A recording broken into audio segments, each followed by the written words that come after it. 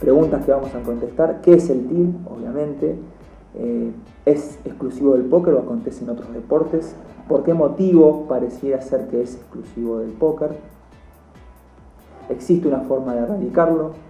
Y esto va de la mano con qué expectativas tenemos los jugadores de póker en relación al tilt. Y también, por supuesto, cómo se trabaja. Bueno, ¿qué es el tilt? Digamos, viene del inglés steaming, que es echar vapor. Es un estado fisiológico, psicológico, emocional disfuncional, el cual altera negativamente al organismo, produciendo una merma en el rendimiento deportivo. Básicamente, como dicen estos autores, que son los que escribieron el libro La mentalidad del jugador de póker, altamente recomendado, es cuando se juega peor de lo que se sabe. Y esa me parece una definición más apropiada, porque muchas veces el echar vapor, el estar enojado, la ira, tiene que ver con una manifestación emocional. Y muchas veces les pasa a muchos jugadores de póker que por ahí se enojan, pero que realmente después terminan teniendo un buen rendimiento, lo cual ese enojo, si trae aparejado un mal rendimiento, estaríamos hablando de tilt, que justamente no es lo mismo que jugar mal. Es decir, el jugador que juega mal y punto. Quizás tildado juega peor de lo mal que juega, pero un jugador ganador, regular, que entiende que está jugando bien, entiende cuál es su nivel, entiende sus posibilidades en la mesa y está notando que está jugando mal, lógicamente eso sí responde, digamos, a un claro tilt y digamos, a una llamada de atención a considerar en ese momento determinado. ¿El tilt es exclusivo del póker o acontece en otros deportes? Creo yo, y es una idea personal, que el deportista en general de alta competencia, el deportista de excelencia, que está obligado a dar el 100%, es más propenso a, digamos, a llegar a los límites necesarios que necesitamos para crecer. Y esos límites justamente posibilitan o aumentan la probabilidad de que nos choquemos con nuestras propias limitaciones, con lo cual eso posibilita aún más que tildemos o que tengamos reacciones emocionales negativas. Es decir, un poco contestando esta pregunta de que por qué pareciera ser que el tilt es exclusivo del póker. Me parece que pareciera ser que el tilt, primero, es real, es decir, muchos jugadores de póker llegan a ese estado de ánimo en particular, de ira y de desánimo que provoca una merma en el rendimiento, pero también ocurre en otros deportes que es algo común, como el tenis, por ejemplo, que es un deporte donde la demanda mental es altísima, y creo que el póker también, como el tenis, la demanda mental es altísima, con lo cual aquellos deportes que supone una demanda mental mucho más alta, es más probable que, digamos, lleve a su cabeza al límite, con lo cual es más probable establecer estados de ánimos desfavorables. Con el tenis en particular, porque me parece el deporte más analógico, y también por ahí es el que más conozco, con el póker, analógico con el póker, me parece que a través de los años los competidores mejoraron mucho la parte psicológica, con lo cual cada vez vemos menos expresiones de tilt o de enojo en los jugadores profesionales, y también en los semiprofesionales. Por ejemplo, no se tira tanto la raqueta como antes, y creo que con el póker va a pasar lo mismo. A medida que el jugador de póker se vaya trabajando más. ¿Por qué? Porque hoy en día hay más acceso al conocimiento. Yo creo que acá a 10 años el tilt no va a ser quizás una temática, me animo a decir esto, quizás esté equivocado, no va a ser una temática de tanta obsesión por ahí que tiene el jugador de póker. Por eso me parece importante, quizás me parece más importante trabajar en otros aspectos y no tanto en darle importancia al tilt. Sí, tenerlo como un elemento a considerar, pero no obsesionarse. Creo que muchas veces el jugador de póker, sobre todo en etapas iniciales, también me ha pasado a mí, se obsesiona mucho con la idea de no tildar nunca más. ¿Por qué? Porque justamente es algo desagradable. En deporte aparece lo que es el burnout, que es una definición que viene del ámbito laboral. Hoy por hoy en el deporte digamos, la definición que tiene más peso en el ámbito científico son de los autores de Maslach y Jackson, que dicen que el burnout es un síndrome o mejor dicho un padecimiento de tiempo prolongado de estrés severo, donde se caracteriza por un síndrome tridimensional de despersonalización, agotamiento emocional y reducida realización personal. ¿Qué quiere decir esto? Que no es lo mismo burnout o estar quemado que un tilt. Por eso digo, me parece que muchas veces el tilt es algo inespecífico porque no se lo delimita digamos, no se lo delimita. Es decir, es lo mismo burnout que tilt y es lo mismo por ahí un enojo que el tilt. No. Un enojo, digamos, que puede ser confundido con un tilt, esto de tildar, puede ser un enojo y punto. Y estar compitiendo excelente forma, la descarga emocional y estar compitiendo en excelente forma. Un tilt de una sesión, digamos que aparece esto que jugué mal, el arrepentimiento, la culpa de haber jugado mal, la frustración, puede llegar a terminar ahí y en la próxima sesión estar bien. El agotamiento emocional o esta cuestión de burnout que muchas veces sucede en el póker, digamos que hay un tiempo prolongado de estrés, es decir, por el motivo que fuera, digamos, estamos emocionalmente agotados, hay una frustración persistente, una baja en la motivación persistente de un tiempo, digamos, considerable, con lo cual no es lo mismo el tilt convencionalmente como un estado de ánimo que pone en merma el rendimiento deportivo y lo que es el burnout, o por ahí un tilt más de índole permanente, ¿no? La persona está tildado en varias sesiones seguidas, bueno, evidentemente tiene que haber un llamado de atención en relación a eso. A ver, es importante en toda esta sintomatología del burnout tener en cuenta el agotamiento mental porque quizás es la que más se caracteriza con el deporte que hacemos, que es el póker en particular, y también con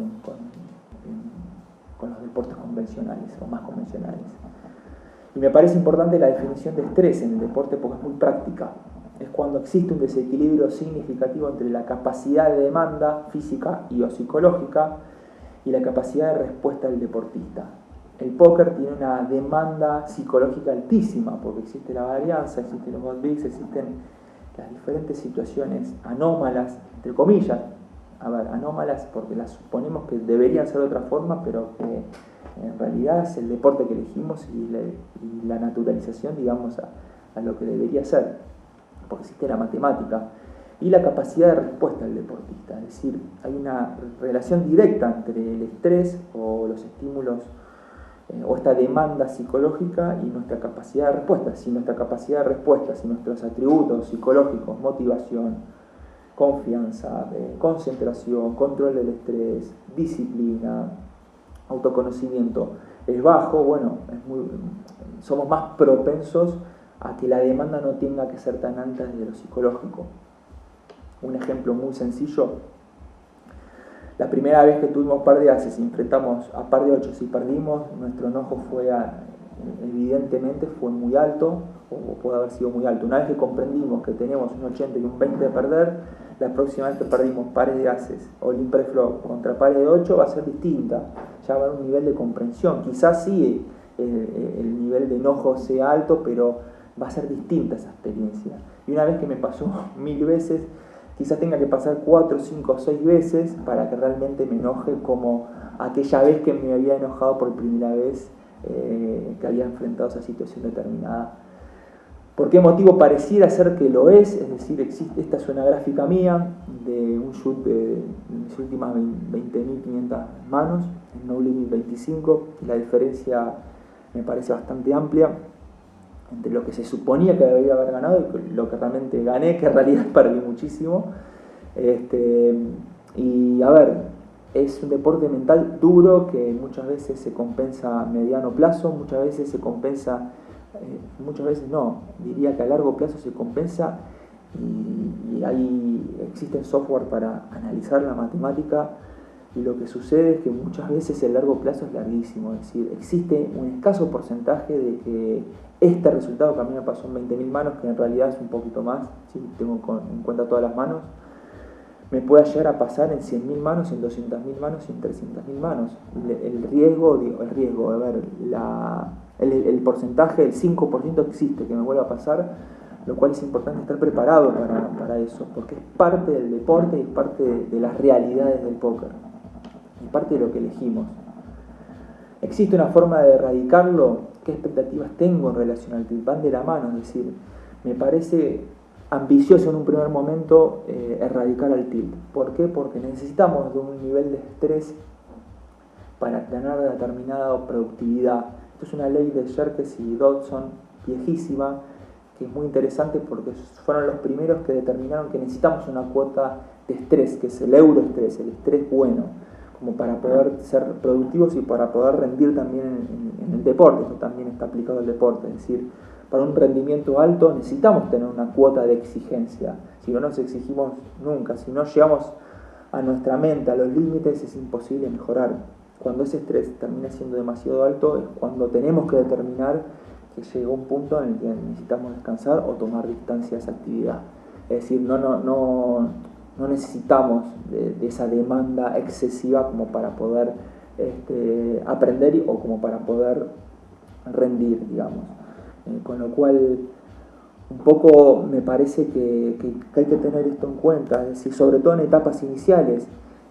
Muchos estudios se hablan de las famosas 10.000 horas, ¿no? Para ser expertos en algo necesitamos, en este caso, competir 10.000 horas como para poder, digamos, llevar a cabo la actividad con la mayor pericia posible. Para ser expertos en algo tenemos que pasar 10.000 horas. Pueden ser 5.000, otros 7.000, otros 12.000. Digo, son muchas horas, son muchos años. Y una expectativa que se tiene en un primer momento es que este tilt no les vuelva a ocurrir. Y es muy probable que estén o que no tengan en cuenta elementos que por ahí son normales, que no son normales en alguien que está atravesando una experiencia determinada porque nunca los vivió, y es absolutamente lícito que les pase, es absolutamente lícito que se enfrenten a esas situaciones, pero también de lícito es que naturalicen o que aprendan a naturalizar o que aprendamos, porque también estoy en una etapa, estamos siempre en una etapa de aprendizaje, sea jugador profesional, semiprofesional o en etapas iniciales. Digo, siempre esto es un aprendizaje constante y me parece que es una forma de abarcarlo. Igual después vamos a profundizar más sobre esto. Importantísimo diferenciar entre un estado emocional pasajero, una ira pasajera, y un estado de ánimo recurrente, un agotamiento mental. Esto es fundamental porque implica un autoconocimiento. Tildé, fue un día, bueno, me mandé, hablando mal y pronto, una cagada en las mesas, bueno, a ver, no pasa nada. Ahora eso se prolonga y digamos, me peleé una banca, por así decirlo, bueno, ahí sí, evidentemente, no supe ver algo que me estaba dando la realidad competitiva, me estaba dando elementos como para no tener que llegar a darme un golpe tan fuerte, que puede llegar a poner en riesgo una carrera deportiva. Es decir, ahí lo que pasó, hubo un estado de ánimo recurrente, negativo, que provocó una merma prolongada en el rendimiento a tal punto de que por ahí alguien se peleó una banca. ¿Qué quiero decir con esto? Que atravesar una experiencia, a ver, hay personas que por ahí atraviesan una experiencia y sus condiciones, existe un Messi del póker, ¿no? Existen Messis en el póker, con lo cual muchos jugadores pueden ser que no tilden nunca y por ahí en un nivel inicial comprendan realmente las realidades del póker, entiendan la varianza aún sin haberla experimentado. La verdad que son muy pocos, diría uno entre miles, lo cual la mayoría de los mortales tenemos que entender y pasar por esa experiencia, digamos, de aprendizaje. Digamos, marcar un nuevo precedente duele y es parte del aprendizaje. Llevar la mente a límites previamente desconocidos es una parte fundamental para el crecimiento en la alta competencia. Y entender esto muchas veces nos lleva a un desánimo, a una frustración. Es decir, entender esto muchas veces es complejo y requiere de tiempo. Experiencia mata tilt, es decir, me parece que se pueden hacer esta pregunta. Mientras más experiencia tengamos, menos probabilidad de tildar, eso es algo cierto. Obviamente esa experiencia tiene que ir acompañada de cierta sabiduría, es decir, si nosotros no crecemos en nuestro juego, bueno, si hay un deterioro en nuestro juego, bueno, más probable que tildemos. Ahora, si nuestro juego mejora, si estamos mejorando digamos, nuestras capacidades tácticas y estratégicas. Vamos haciendo más experiencia, nuestra tilde va a aparecer menos, con menos frecuencia por lo menos, a menos que haya una causa externa. Por eso digo que muchas veces es difícil de hablar, porque cada caso es particular, pero en situaciones análogas, digamos que nuestro tilde mejora. No solo eso, nuestra posibilidad de tildar va a incurrir en menos veces, pero también nuestro tilde mejora, es decir, cada vez ese tilde pierde más intensidad. Y por ejemplo, antes por ahí el tilde no me permitía jugar y después sí me permitía jugar. Y acá por ahí hacer una analogía con 4 tipos de fases en relación a los bad beats, pero también para mí se pueden ajustar a la varianza, que puede ser otro factor determinante, o quizás también se pueden ajustar al tilt en sí. Es decir, existe una primera fase quizás más de ira, obviamente de menos experiencia. Una vez que se resolvió esa fase, existe una segunda de frustración, es decir, entendí un poco más de qué se trata, por así decirlo, entonces me frustro, pero quizás no tengo esa ira inicial que tenía en una primera fase.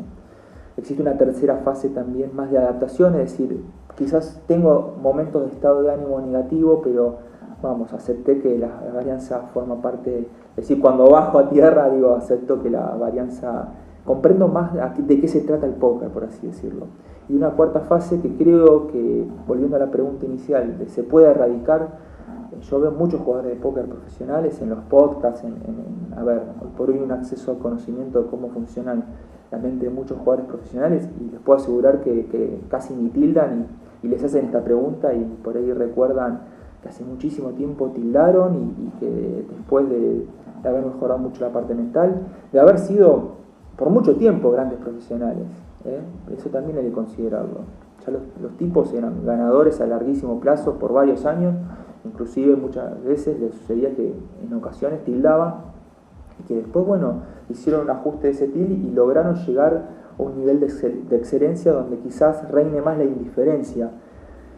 Si no es este el caso, les puedo asegurar que en muchas ocasiones lo que les sucede es que el piso, digamos, de su peor forma de rendimiento, digamos, cuando tildan, por así decirlo, de su peor forma de rendimiento, puede ser el C-Game, como vimos anteriormente, es análogo a esto, su peor forma de rendimiento y su mejor forma de rendimiento, existe una distancia muy corta entre el piso y el techo. En los jugadores más novatos, obviamente que de menos experiencia, existe un piso mucho más amplio, con lo cual es importante esto entenderlo, porque muchas veces por ahí estos jugadores tildan pero ni se dan cuenta, porque digamos entre el tilt y su juego convencional existe muy poca diferencia, digamos, o por ahí tildan y a los 2 segundos también, digo, eso también es importante considerar, desde ya que no tildan como antes, eso sin duda, el tilt se mejora muchísimo. La gestión emocional se mejora muchísimo. A ver, cuando hablamos de tilt también tenemos que hablar de gestión emocional. Obviamente estas fases no son lineales. A ver, muchas veces estamos en una tercera fase y volvemos a una segunda fase, y después una tercera fase, y después una cuarta fase por mucho tiempo de indiferencia, y luego así existe una frustración muy grande, estamos de vuelta en la fase de aceptación. Lo cual no hay que entenderlo esto como una forma unidireccional. Bueno, parte importante, ¿cómo se trabaja? Va a depender mucho, digamos, de una cuestión individual en cuanto a qué funciona particularmente para cada uno. La pregunta interesante es cómo podemos hacer para realizar esa experiencia inevitable y que el paso de dolor emocional, como puede ser un downswing, una mala racha o en sí circunstancias desfavorables, no repercuta tanto en nuestro rendimiento deportivo. Creo que es una pregunta disparadora importante. Y creo que 5 aspectos, 5 pasos a considerar. Primero, identificar si el jugador de póker, o sea, si ustedes reconocen cuando entran en tilt y las causas posibles del desquiciamiento. Lo que puede ocurrir muchas veces es que hoy por hoy entiendan que entrar en tilt no es llegar al pico máximo. Puede ser que antes de entrar a ese pico máximo de ira estén descubriendo otro tipo de cuestiones, de acciones que estén llevando a cabo en las mesas, que por ahí repercutan en el rendimiento, que ya estén tildados. Es decir, no hace falta llegar a ese estado de ebullición. Por eso es indispensable no ser determinista en una definición. Por eso me pareció más interesante la definición de estos dos autores, de poder decir, bueno, sencillamente cuando estamos jugando evidentemente peor de lo que solemos jugar y que algo raro sentimos internamente, aburrimiento, desgano, frustración, enojo. Por eso digo, no siempre es enojo, no siempre es esto de echar vapor. Tenemos que conocer cómo estamos en ese momento determinado para poder operar de manera más eficaz. Y también las causas posibles del deslizamiento. ¿Por qué? Porque hay que hacerse cargo de aquellas cosas que podemos controlar.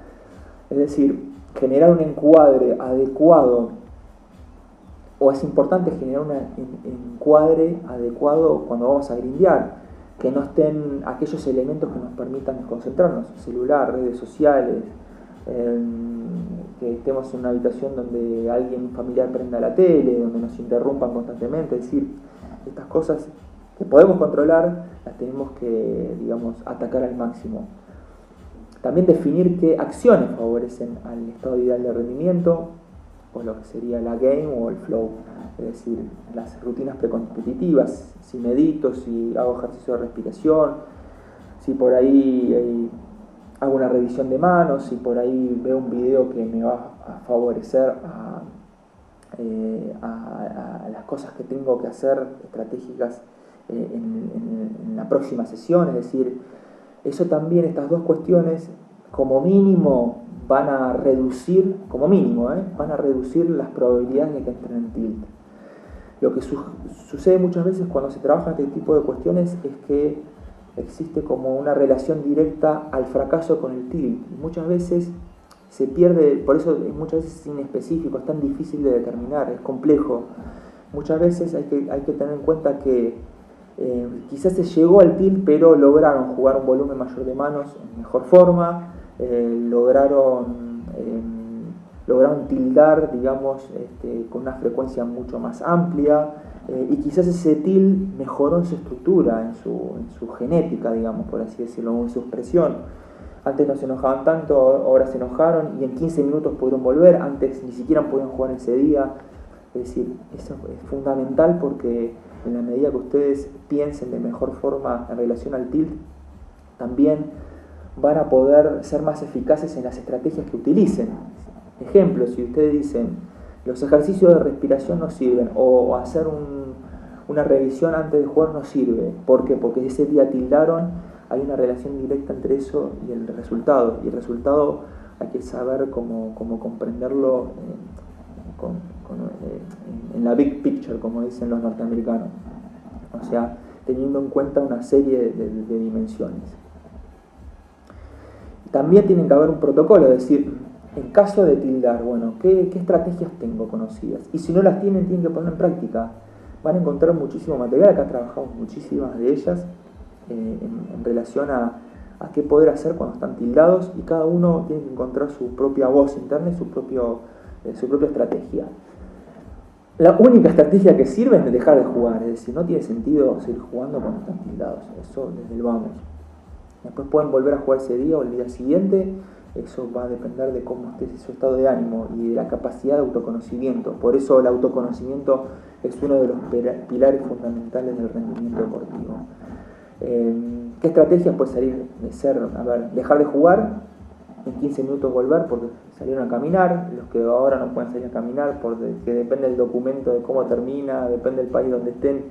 Por la pandemia tenemos esta cuestión, pero si están en otro lugar, bueno, pueden salir a caminar, pueden hacer el ejercicio, pueden realizar una actividad que los despeje, pueden volver en 15 minutos, 30 minutos, en una hora. Es decir, es importante que jueguen con esto, porque si no prueban no van a saber qué sirve para ustedes.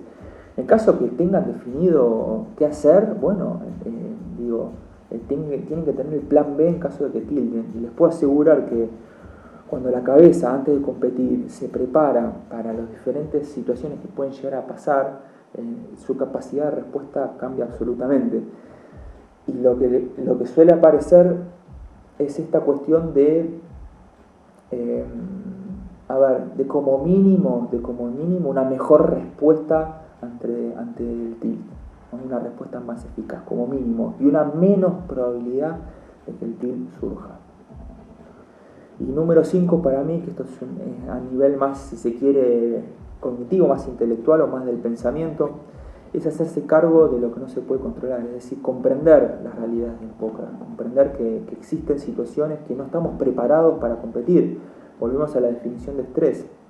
Cuando la demanda de la competencia es excesiva a aquellos recursos que tenemos internos, no va a haber otra cuestión que adaptarnos, ¿no? Y en esa adaptación tiene que haber una búsqueda de información, una búsqueda del conocimiento, es decir, una búsqueda hacia nosotros mismos de establecer estrategias que por ahí no habíamos tenido en cuenta anteriormente, que nos permita trabajar esa situación determinada y resolverla. Hay que comprender el ciclo de aprendizaje también, sobre todo en etapas iniciales, ni hablar en etapas iniciales. Para llegar a esas 10.000 horas, 5.000 y 7.000 horas, depende de los recursos de cada uno. Por supuesto que una persona que sabe lo que es la alta competencia va a requerir de menos horas porque su adaptación mental va a ser otra. Ya pasó por una experiencia deportiva y digamos de alta competencia. Sin embargo, cada deporte tiene su particularidad. Van a pasar por situaciones novedosas. Un downswing, por ejemplo. Y digo, entiendan esto de la espiral. Situación, reacción emocional, aprendizaje, es decir, un aprendizaje sobre qué tengo que hacer para resolver esa situación en particular, y una adaptación. Luego va a haber una situación, digamos, que nos tengamos que sobreadaptar, una reacción, un aprendizaje y una readaptación. Como ejemplo, un conflicto, una situación novedosa, si alguna vez no atravesaron un downswing, puede existir una sensación de desánimo, de frustración muy alta. ¿Qué se puede hacer? Bueno, ensayar nuevas estrategias porque no las tengo en ese momento particular, no las tengo que tener. Es decir, no atravesé esa experiencia. Puede ser, caminata de 15 minutos y estoy muy tildado en esa sesión particular, pero puede ser, me tomo 2 días de descanso, 3 días de descanso y vuelvo a ver cómo está mi cabeza, que se vaya acomodando, que vaya bajando ese estrés emocional y esa negatividad que en ese momento no podemos pensar, es decir, esta puede ser otra nueva estrategia. Hay una adaptación y una resolución.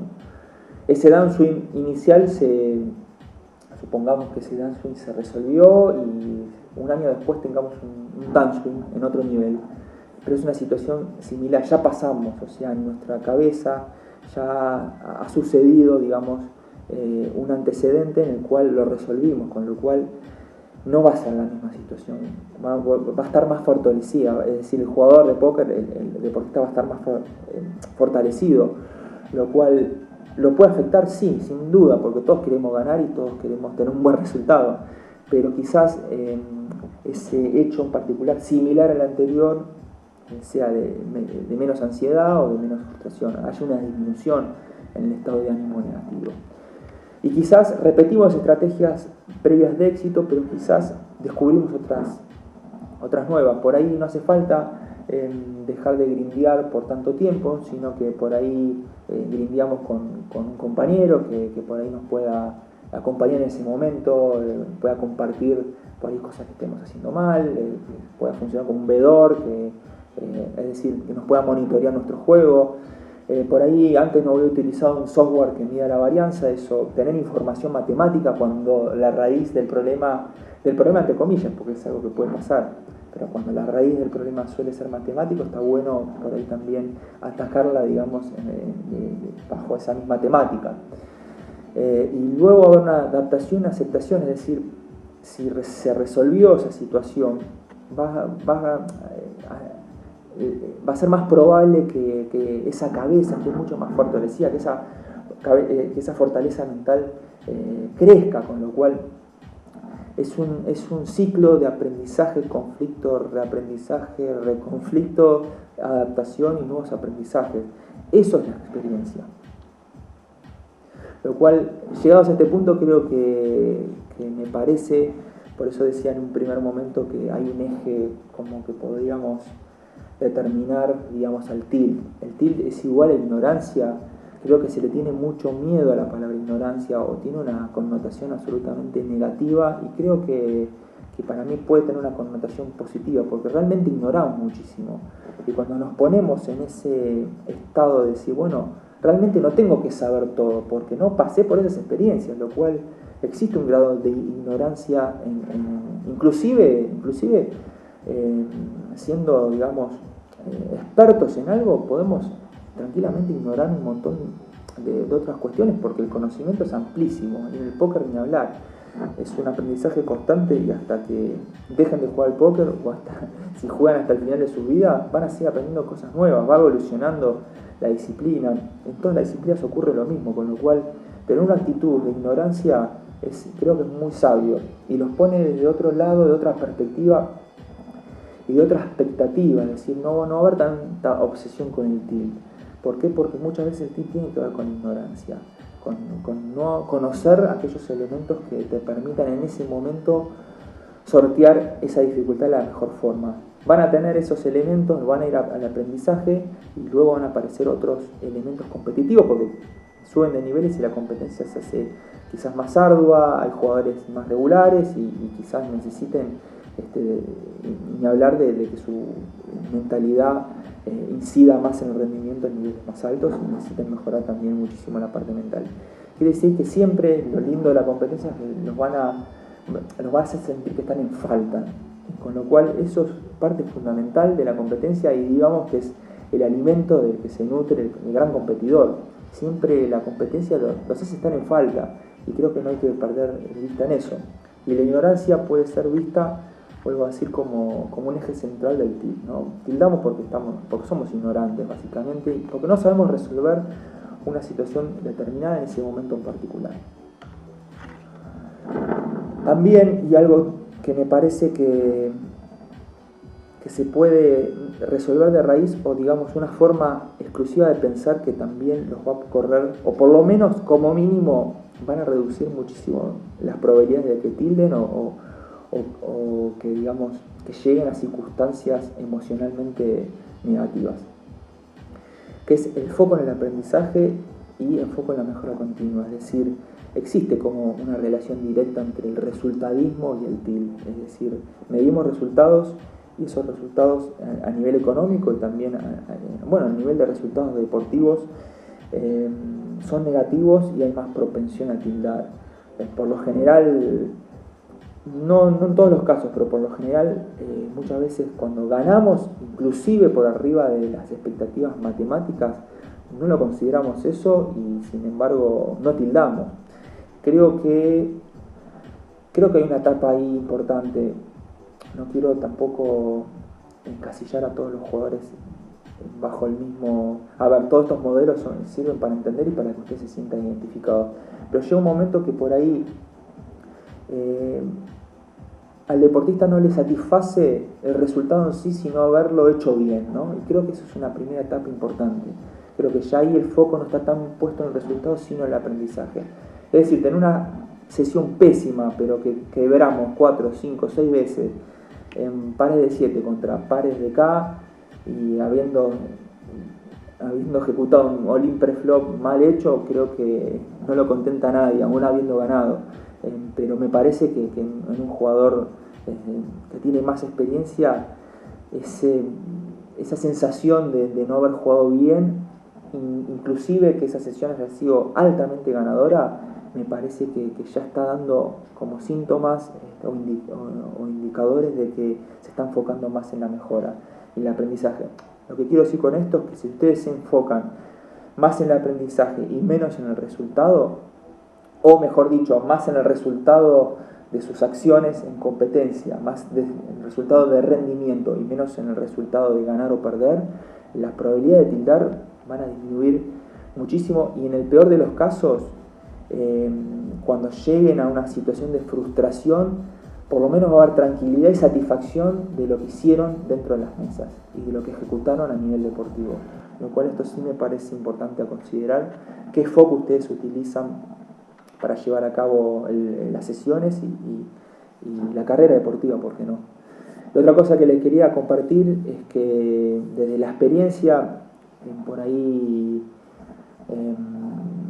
de dos jugadores, de trabajar con dos jugadores, uno que por ahí no es frecuente en las comunidades de póker y otro que por ahí trabaja, inclusive ni hablar en una escuela donde hay un coach, donde su experiencia puede ser compartida y muchas personas, muchos jugadores de póker que pasaron esa experiencia, puede decirle de qué forma lo resolvió, esa persona va a tener muchísimas más condiciones y muchísimas más control sobre el estrés y sobre la demanda, digamos, demanda de competencia y va a estar mucho más fuerte para enfrentar una situación desfavorable en competencia que el competidor que por ahí juega solo. Eso ni hablar. En tanto en cuanto ustedes puedan darle cierto espacio a la parte comunitaria, a compartir manos, a compartir cómo se sienten, a compartir incluso cosas que le den vergüenza, y haya otra voz del otro lado que les diga: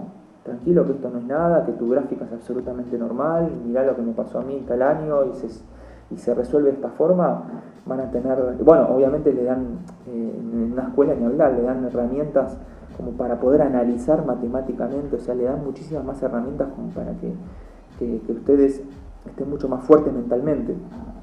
Eso va a hacer que la experiencia por lo menos sea menos ardua de aquella persona que fue solo por ahí por la vida jugando al póker. Con lo cual eso me parece también como un recurso importante a considerar.